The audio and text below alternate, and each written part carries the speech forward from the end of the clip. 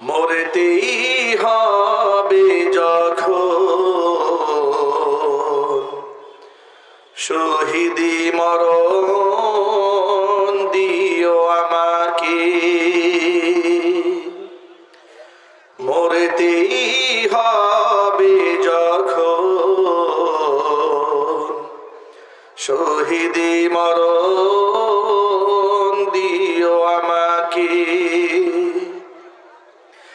শাহাদাত জানি শুধুই জীবন, শাহাদাত জানি শুধুই জীবন, সে জীবন দিও আমাকে,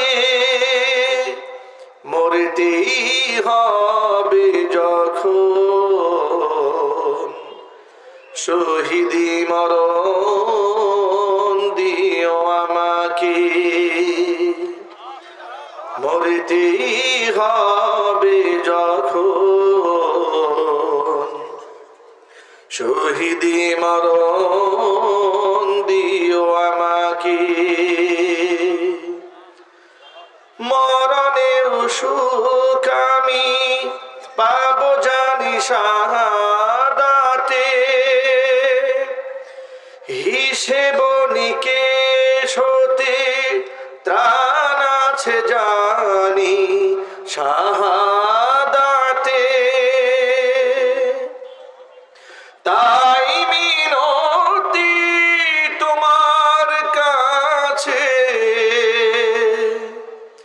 তাই মিনতি তোমার কাছে, হাজার শাহাদাত দিও আমাকে, মরতেই হবে যখন শহীদি মরণ দিও আমাকে, মরতেই হবে যখন শহীদি মরণ দিও আমাকে। শাহাদাত জানি শুধুই জীবন, সে জীবন দিও আমাকে, মরতেই হবে যখন শহীদি মরণ দিও আমাকে, মরতেই হবে যখন শহীদি মরণ দিও আমাকে। সকলেই বলেন আল্লাহুম্মা আমিন। গুন্ডা মুক্ত দেশ বানাতে হবে। চোরের হাত বদল হলে চলবে না যে এক চোর গেছে আরেক চোর জায়গা দখল করবে, তা হবে না। চোর এবং বদমাশ মুক্ত দেশ গড়তে চান, রাজি আছেন কারা? হাত দেখতে চান। আল্লাহ যেন কবুল করে, জোরে কোন আমিন। হাত নামান। চোর এবং বদমাশ মুক্ত কখন হবে শোনেন। বুদ্ধিজীবীদের বুদ্ধি শুনলে হবে না, এটা আল্লাহ পাকের কোরআনে কারীমের আইন সমাজে বাস্তবায়ন করতে হবে। এখন আল্লাহর আইন কারা বাস্তবায়ন করবে? বেনামাজিরা। কথা বলে না। সুদখোরেরা, ঘুষখোরেরা, মিথ্যাবাদীরা, যাদের নিজেদের চরিত্র নাই, তারা। চরিত্রবান লোকদের দ্বারা এই রাষ্ট্র সুন্দর পরিচালিত হবে। এই জন্য আগামীর বাংলাদেশ, কোরআনের বাংলাদেশ যদি আমরা বানাতে চাই, তাহলে সব নেতৃত্ব, ইমানদার নেতৃত্ব বাংলার জমিনে প্রতিষ্ঠিত করতে হবে। কোন বেনামাজির পেছনে দৌড়াবেন না, চরিত্রহীন লোকের পেছনে দাঁড়িয়ে স্লোগান দিবেন না। ও যুবক ভাইরা, মনে রাখবেন এই যৌবন চিরদিন থাকবে না, কিন্তু যৌবনকালের হিসাব বড় কঠিন।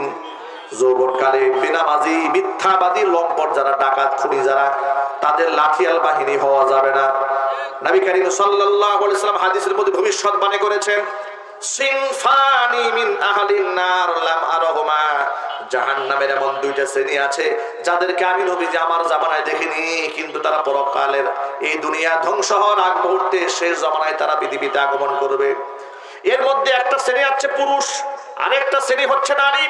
তারা জাহান্নামী, এমন জাহান্নামী জান্নাতে তো ঢুকবেই না, জান্নাতের খুশবু পর্যন্ত নাকের মধ্যে ওরা পাবে না। আলামতগুলা কি হুজুর বলে দিয়েছেন। ওই সমস্ত জাহান্নামী লোকদের পরিচয় হুজুর শনাক্ত করে বলেছেন, রিজালুম বিআইদিহিম সিয়াতুন কাআযনাবিল বাকরি। এক শ্রেণী হচ্ছে পুরুষ যাদের হাতে গরুর লেজের মতো লাঠি থাকবে, অন্যায়ভাবে তারা মানুষদেরকে প্রহার করবে। জোরে জোরে বলেন নাউযুবিল্লাহ। মুহাদ্দিসিনে কেরাম হাদিসের ব্যাখ্যার মধ্যে লিখেছেন, গরুর লেজের মতো লাঠি তো প্রশাসনিক লোকদের হাতে থাকে, যারা অন্যায়ভাবে মানুষদেরকে পিটায়। ঠিক কিনা জোরে বলেন ভাই? স্বৈরাচারের আমলে প্রশাসনের লোকদের হাতে মানুষ মারা যায় নাই, খুন হয় নাই। আমার দেশ পত্রিকার আজকে দ্বিতীয় দিনের প্রথম বাজেবাত করেছে আরেকটা হেডলাইন দিয়ে, ডিবি অফিস থেকে 9 জন লোকদেরকে ডিবির হাত থেকে উঠায় নিয়ে তারা খুন করেছে জঙ্গি নাটকের নামে, স্বৈরাচারের আমলে। এই যে বাংলাদেশে এক সবাই শুনতেন না যে র্যাবে অমুক বাড়ি ঘেরাও করেছে, জঙ্গি টঙ্গি সন্ধান পাওয়া গেছে, সব ছিল ওদের বানানো নাটক। কথা বলতে হবে, ঠিক কিনা জুড়ে বলেন? সব ছিল ওদের বানানো নাটক। এই বানানো নাটক এই দেশে আর চলতে দেওয়া হবে না। আরো জুড়ে বলেন, ঠিক কিনা বলেন? বরং যারা জঙ্গি নাটক সাজিয়ে অসংখ্য মানুষকে কারাগারে ঢুকিয়েছে, অসংখ্য মানুষকে হত্যা করেছে, ক্রস ফায়ার দিয়েছে, এই খুনিদের বিচারেই মানিতে হবে ইনশাআল্লাহ। আজকে উপদেষ্টা নাহিদ সাহেব একটা কথা বলেছেন, খুব ভালো লেগেছে আমার। ওই যে প্রায় সময় লোকেরা খালি বলে আপা নাকি শর্ট করে চলে আসবে, বলে না ভাই? খালি বলে আপা শর্ট করে আসবে, শর্ট করে আসবে। এই চিন্তায় দেখি কিছু লোকের ঘুম হারাম হয়ে গেছে, আগেই ভয় পেয়ে গেছে। আরে বেটা, ইমামদারদের জীবনে ভয় কিসের? ইমামদার বাঁচলে গাজী হয়, মরলে শহীদ হয়। কথা বলেন, ভয় কিসে? নাহিদ সাহেব চমৎকার কথা বলেছেন। নাহিদ সাহেব বলেছেন, হ্যাঁ আপা আসবে, অবশ্য আসবে। উনি শাস্তির মুখোমুখি হতে আসবেন, ফাঁসির দণ্ডে ঝুলার জন্য আসবেন। ফাঁসির রশিতে ঝুলাবার জন্য গোটা জাতিকে প্রস্তুত থাকতে হবে। ২৫০০ ছাত্রকে তারা খুন করেছে, হাজারো ছাত্র ছাত্রী সাধারণ মুসলমানদেরকে তারা শহীদ করেছে, অসংখ্য মাদেরকে তারা বিধবা বানিয়েছে, স্বামী হারা করেছে, সন্তান হারা করেছে। এমন খুনিদের বিচার এই বাংলার মাটিতে হোক, এটা আপনারা চান কিনা? তারা চান, আমি দুহাত দেখতে চাচ্ছি।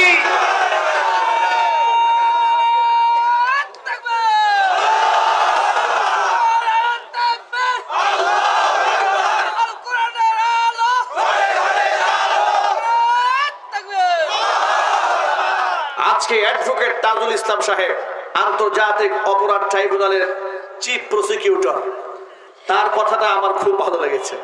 তিনি বলেছেন যে বিচারপতিদের পেছনে যে ছবিগুলো টানানো থাকে, এখানে নতুন একটা ছবি সংযোজন করা দরকার। সেটা কোনটা? সাবেক বিচারপতি কালামানিক। এই কালামানিক দেশ থেকে পালিয়ে যাওয়ার সময় কলা পাতার মধ্যে শুয়েছিল না? আপনারা দেখেন নাই? কারা কারা দেখছেন হাত দেখি তো ভাই। মাশাআল্লাহ, এত সচেতন মানুষ গ্রামেও আছে নাকি? মাশাআল্লাহ। বিচারপতি কালামানিকের এই সেই কুখ্যাত বিচারক যে তার বিচারকের পদটাকে, চেয়ারটাকে কলুষিত করেছে আল্লামা দেলোয়ার হোসেন সাঈদী রাহমাতুল্লাহ আলাইহির মতো নিরপরাধ একটা মানুষকে ফাঁসির রায় দিয়ে। কথা বলতে হবে, ঠিক কিনা জুড়ে বলে? এই খুনি যখন দেশ থেকে পালাতে গিয়েছে, তাকে এমন আপ্যায়ন করা হয়েছে, ৭০ লাখ টাকা নিয়ে ভাগতেছিল।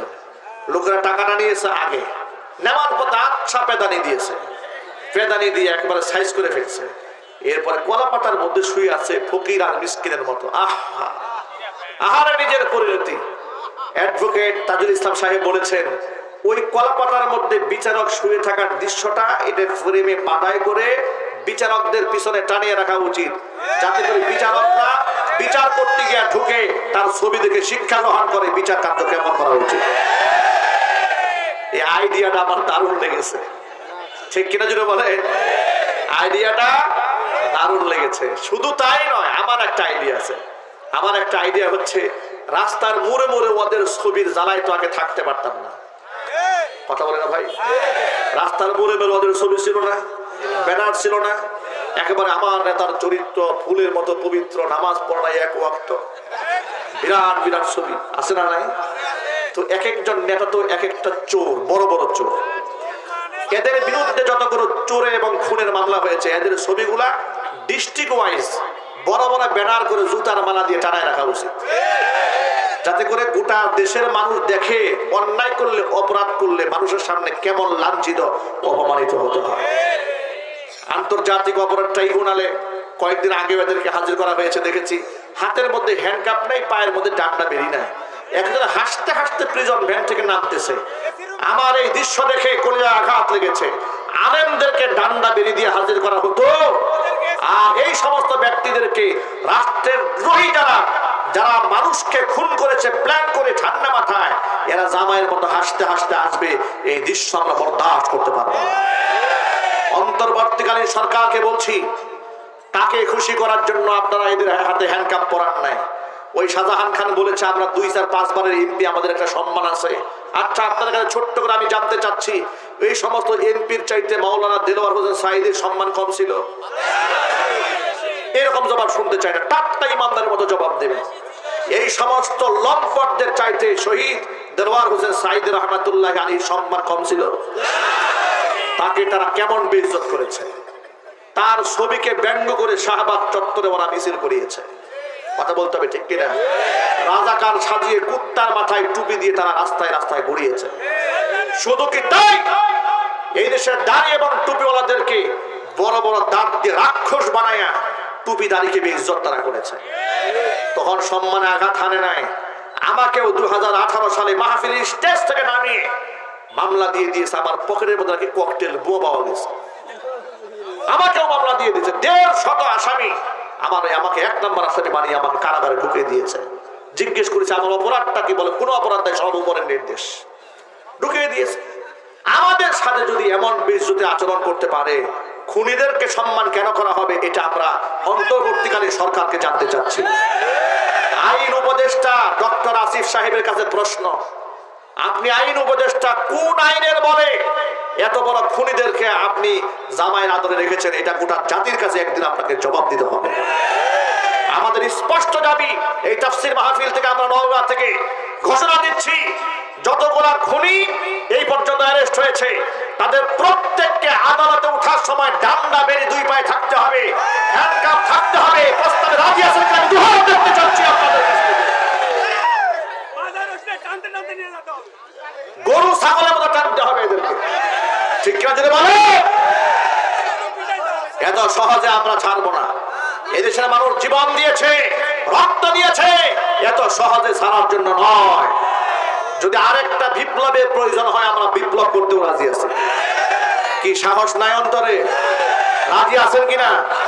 প্রস্তুত আছেন কিনা? কারা কারা প্রস্তুত দেখতে চায়? কারা কারা প্রস্তুত আছেন?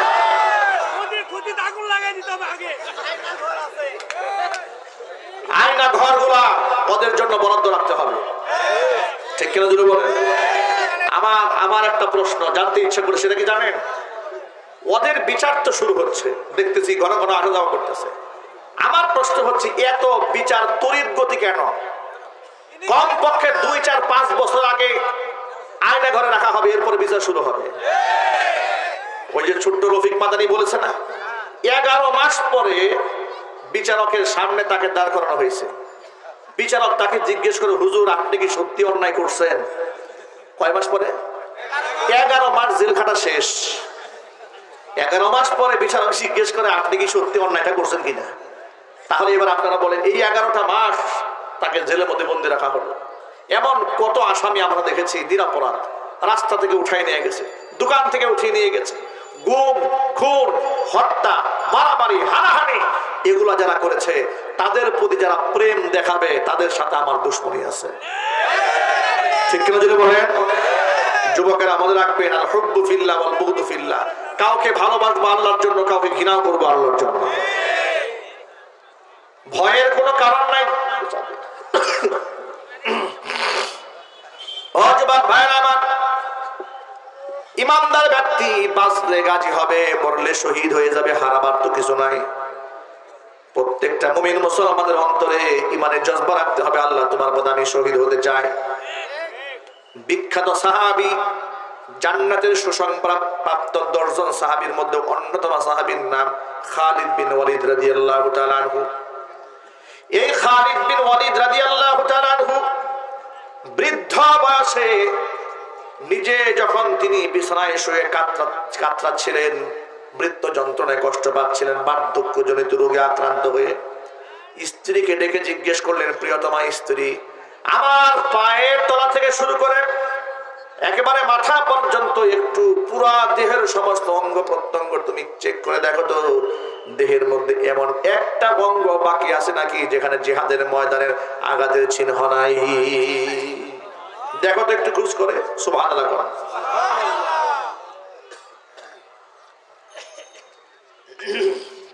প্রিয়তমা স্ত্রী পায়ের তলা থেকে শুরু করে মাথা তালু পর্যন্ত পুরোটা চেক দিয়ে বলছে, প্রিয়ময় স্বামী, আপনার পুরা দেহের মধ্যে একটা অঙ্গ বাকি নাই যেখানে আঘাত লাগে নাই। খালিদ বিন ওয়ালিদ বলছেন, শোনো তাহলে আসল কাহিনী। জিহাদের ময়দানে যখন আমি তলোয়ার নিয়ে সামনে যেতাম, সব সময় সেনাপতির দায়িত্ব গ্রহণ করে সম্মুখ পানে লড়াই করেছি, যেখানে মুসলমানরা অধিকারে শহীদ হচ্ছে আমি সেখানে যেতাম। মনের মধ্যে আশারা থাকতো আমার অন্তরে যে আমি শহীদ হয়ে যাব। কিন্তু আল্লাহু আকবার বলে তলোয়ার যখন চালানো শুরু করতাম, আমার তলোয়ারের সামনে কোনো কাফের বেঈমান টিকতে পারতো না। আমি তো বিছানায় শুয়ে মরতে চাই নাই, আমি তো শহীদ হতে চেয়েছি। আল্লাহ পাক কেন আমার শাহাদাতটা মঞ্জুর করলেন না? এই কথা বলে বলে তিনি কাঁদতেছিলেন আর বলতেছিলেন, আমি চাইলাম শহীদ হব, কিন্তু আল্লাহ আমার শাহাদাতটা মঞ্জুর করলেন না কেন, একটু বলো।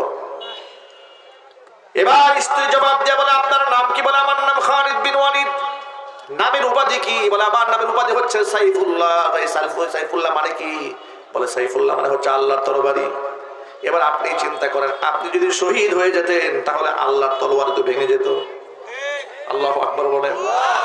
আপনি যদি শহীদ হন এর মানে হচ্ছে সাইফুল্লাহ কাটা পড়ে গেছে, আল্লাহর তলোয়ার ভেঙে ফেলবে এমন শক্তি আসমানের নিচে জমিনের উপর কারণ নাই। জোরে কোন আল্লাহু আকবার।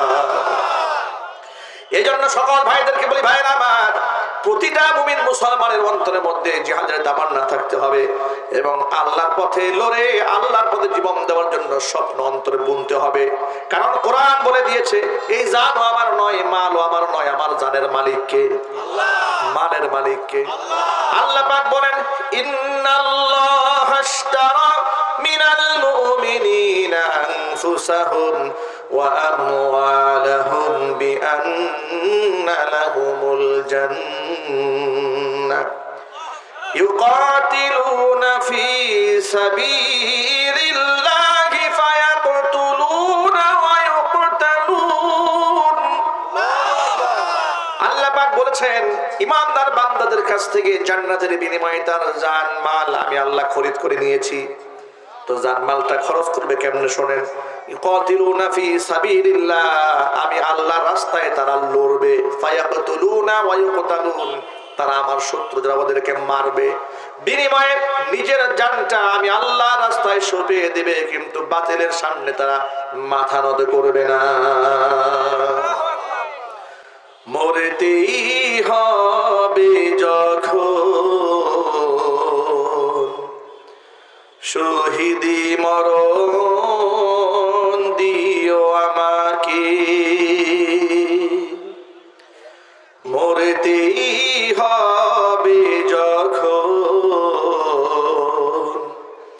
শহীদি মরণ দিও আমাকে। শাহাদাত জানি শুধুই জীবন, শাহাদাত জানি শুধুই জীবন, সে জীবন দিও আমাকে,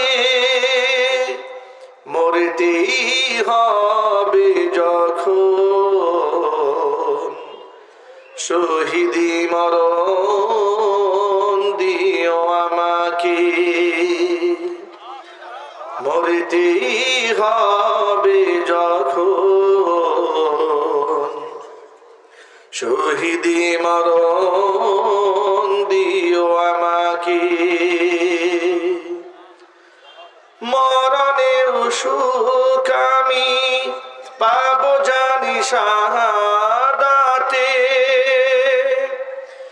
হিসেব নিকেশ হতে ত্রাণ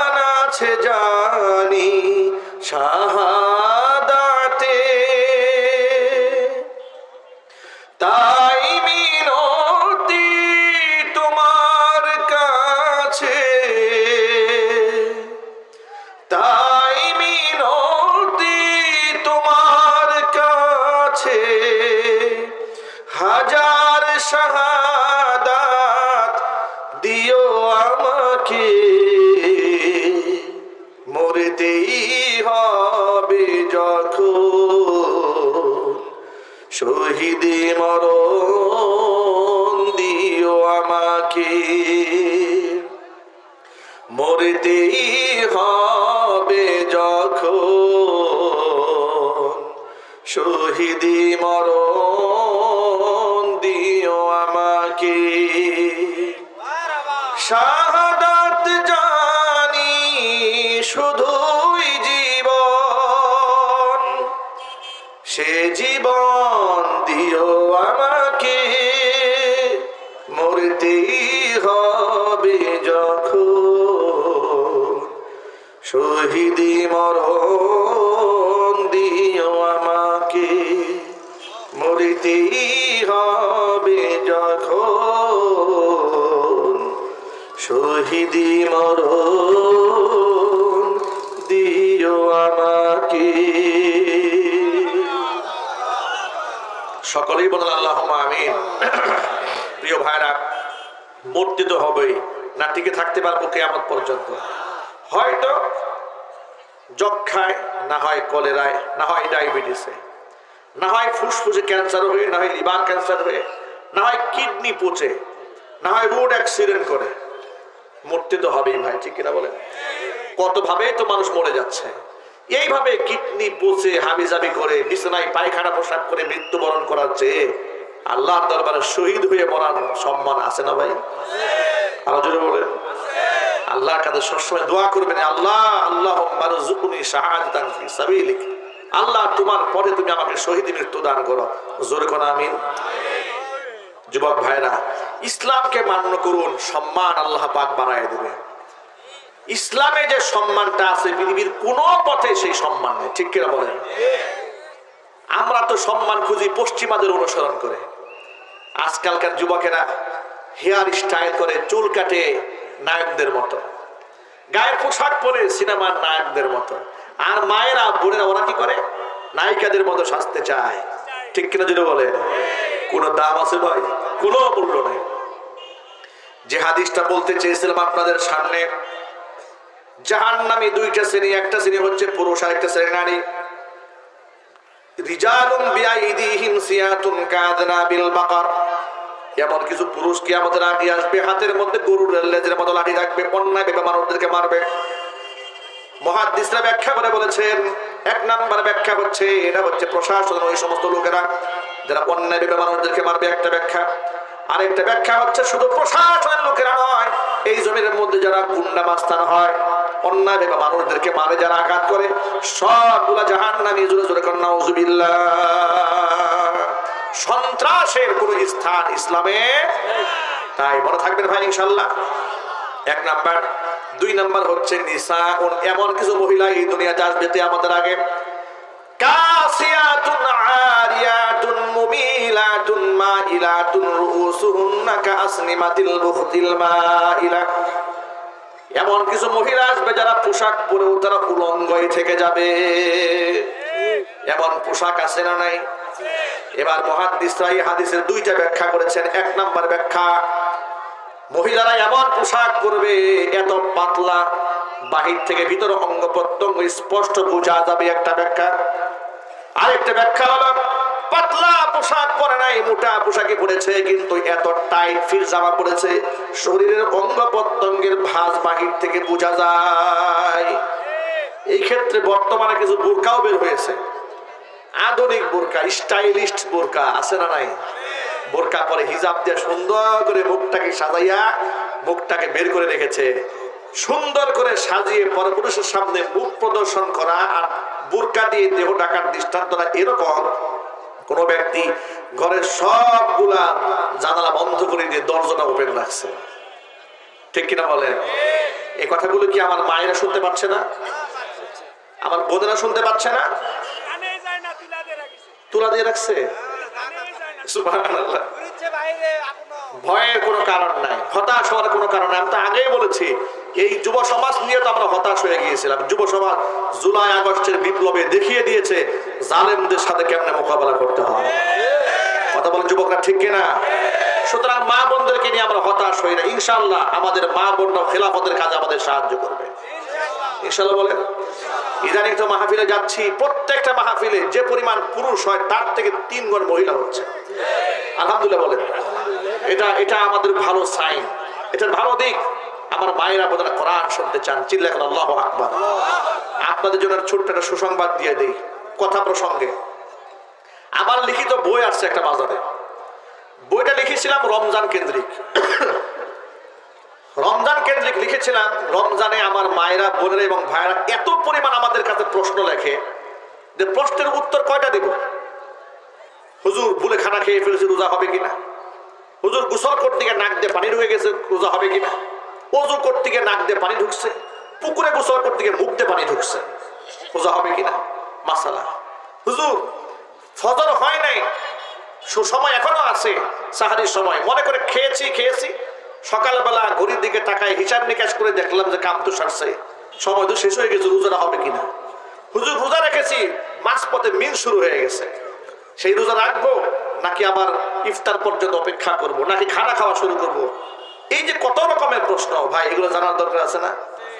এই সব প্রশ্নের জবাব কোরআন হাদিস ফিকহের কিতাবে, রেফারেন্স কিতাবের মধ্যে আছে।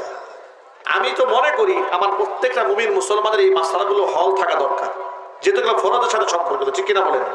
কিতাবের শেষ দিকে আমি কিছু বিষয় দিয়েছি। ওই যে মা বোনদের ছেলে মেয়ে হয় না, বাচ্চা কাচ্চা হয় না, লোকেরা মাজারে দৌড় দেয়। মাজার ওলা কাছে সন্তান চায়। মাজারে শুয়ে থাকা ব্যক্তির সন্তান দেওয়ার ক্ষমতা আছে? সন্তান কে দেবেন? কিছু দোয়া আছে, আমল আছে, যদি আল্লাহ আপনার তাকদিরে রাখে আমলগুলা করলে আল্লাহ নেককার সন্তান দান করবে, বলেন ইনশাআল্লাহ। কিছু আমল আছে, স্বামী স্ত্রীর মহব্বত নষ্ট হয়ে যাচ্ছে, আমল করেন, মহব্বত আল্লাহ বাড়াই দেবে। কিছু আমল আছে, সন্তানরা মেধাবী হবে, মুখের জড়তা দূর হয়ে যাবে। মুনাজাত শেষ হওয়ার পরে যদি আপনাদের সুযোগ হয় মাত্র 100 টাকা বইয়ের হাদিয়া, গেট দিয়ে বের হওয়ার সময় আপনার গেটের সামনে কিতাবগুলো পাবেন ইনশাআল্লাহ বলেন। উম্মতের হেদায়েতের জন্য আল্লাহ তাআলা কিতাবখানা কবুল করেন। সকলে একটু চিৎকার দিয়ে বলেন আল্লাহুম্মা আমিন। এটা মাশাআল্লাহ আমাদের প্রিয় ভাই আল্লামা সাইদির লেখা কিতাব আল্লাহ মৃতদেহ নিয়ে কি করবে, মাওলানা দেলওয়ার হোসেন সাইদি রাহিমাহুল্লাহ। আল্লাহ আল্লামা সাইদি সাহেবের কবরটাকে বেহেশতের বাগান বানায় দেন। আমিনটা সবাই একটু জোরে বলতে হবে। সাইদি সাহেব শুধু জামাত ইসলামের একক সম্পদ ছিলেন না, সাইদি সাহেব গোটা মুসলমানের কলিজার টুকরা ছিলেন, ঠিক কিনা বলেন? তোমার শাহী দরবারে হাত দুখানা বাড়িয়ে দিয়েছি, মেহেরবানি করে আলোচনার ভুল বেয়াদবি ক্ষমা করে সাহাবের হাদিয়াটুকুন কবুল করে মঞ্জুর করে সোনার মদিনায় তোমার হাবিবের রওজা মোবারকে পৌঁছে দাও। তাম পৃথিবীর মাটির নিচে যত মুমিন মুমিনাত মুসলিমিন মুসলিমাত চিরবিদায় হয়ে চলে গেছেন তাদের আরওয়াহের উপর সাহাবের হাদিয়াগুলো পৌঁছে দাও রব্বুল আলামিন। টাকা দিয়ে, পয়সা দিয়ে, বুদ্ধি শ্রম সময় দিয়ে জান্নাতের বাগান যারা সাজিয়েছেন, দূরদারাজ থেকে শোনার জন্য যারা এসেছেন, খালি হাতে কাউকে ফিরাই দিও না, সকলকে বেগুনা মাসুম হিসেবে কবুল করে নাও। অত্র এলাকার সমস্ত মূর্তিগারের কবর আযাব আল্লাহ তুমি কিয়ামত পর্যন্ত বন্ধ করে দাও। কিয়ামতের দিন মুসিবতের সময় দোয়া আমাদের সকলের জন্য নাজাতের জারিয়া বানিয়ে দাও। আমার মায়েরা বোনেরা পর্দার অন্তরাল থেকে বয়ান শুনেছেন, মা বোনদের মাফ করে দাও। নিঃসন্তানী মাকে সন্তান দান করো। স্বামী স্ত্রীর মধ্যে মহাব্বত না থাকলে মেহেরবানি করে মহাব্বত পয়দা করে দাও। আমার মা বোনদেরকে আবেদা জাহেদা সালিহা কানিদা হিসেবে কবুল করে নাও। আমার যুবকরা হাত তুলে ধরেছেন, যুবক ভাইদেরকে ইসলামের সিবাহাজাল হিসেবে কবুল করে নাও। বৃদ্ধ বাবারা হাত তুলে ধরেছেন, নেক হায়াত দারাজ করে দাও। উলামায়ে কেরাম হাত তুলে ধরেছেন, খিদমাতের ওয়াসাতকে আল্লাহ বৃদ্ধি করে দাও। আল্লাহ তাআলা ইসলামের সুশীতল ছায়াতলে আশ্রয় গ্রহণ করেছে আমাদের এক ভাই, মাবুদ গো, হিন্দু ধর্ম ত্যাগ করে তিনি এখন মুসলমান, মেহেরবানি করে তার দ্বীন ইসলামকে তুমি কবুল করে নাও। তার নেক হায়াত দারাজ করে দাও। তার ইসলামে অনুপ্রাণিত হয়ে তার আত্মীয়স্বজন যে যেখানে আছেন আল্লাহ সকলকে তুমি ইসলামের জন্য কবুল করে নাও। আসমান জমিনের সমস্ত বলা মুসিবত থেকে তাকে তুমি হেফাজত করে নাও। রব্বুল আলামিন মাহফিল কর্তৃপক্ষ প্রত্যেক বছর আরো বিশাল আয়োজন করে কোরআন সুন্নাহর হক এবং হক্কানিয়তের কথাগুলো মানুষদেরকে শোনাতে পারেন তৌফিক দান করে দাও। رب ارحمهما كما ربياني صغيرا تقبل منا إنك أنت السميع العليم وتب علينا إنك أنت التواب الرحيم سبحان ربك رب العزة عما يصفون وسلام على المرسلين والحمد لله رب العالمين واجعل آخر كلمتنا عند الموت لا إله إلا الله محمد رسول الله